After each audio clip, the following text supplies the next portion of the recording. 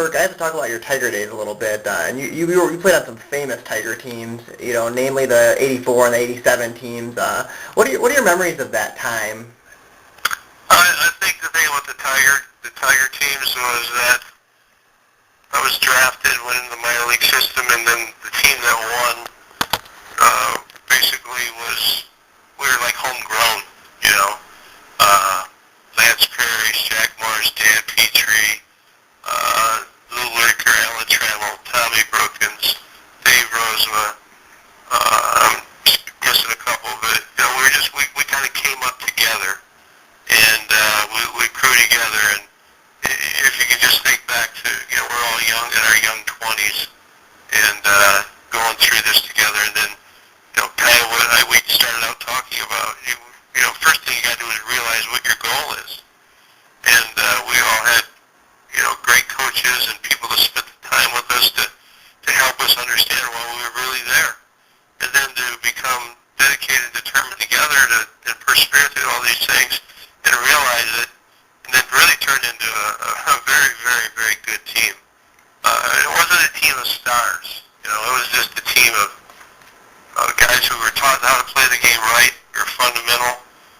We played hard every day. We were grinders, and we were blue collar, just like where we were from. So that was very, very rewarding. And then in '87, we're kind of in the same group. We were down by 3.5 games with I think 6 games to go, and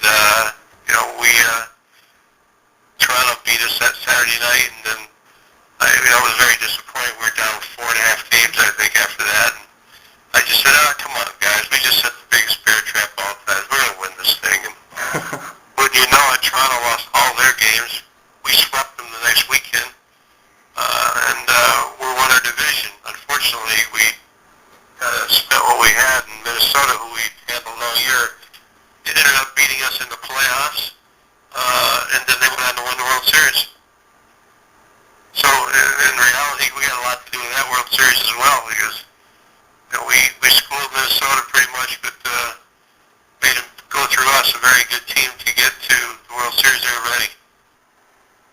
And then what did it mean for you to later be able to come back and play for the Tigers again? And you also got to be an announcer and then a coach with them. What did that mean for you to come back to the franchise that initially had drafted you and you'd put so much time into before? Well, I live in Michigan, so, obviously loved it. I was born a Tiger. I'd been there as a player, left, came back, left again. Like you said, I did TV for 5 years, which I really enjoyed. Then Tram got the job, and I got to work for him and start my coaching career.